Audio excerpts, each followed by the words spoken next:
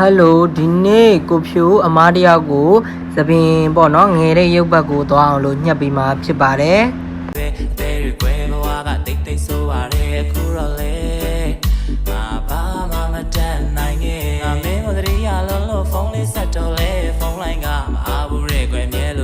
ဖြစ်နေတဲ့ blacklist ထဲမထည့်ပါနဲ့နှုတ်ဆက်ဖြစ်ရင်လည်းမပူနဲ့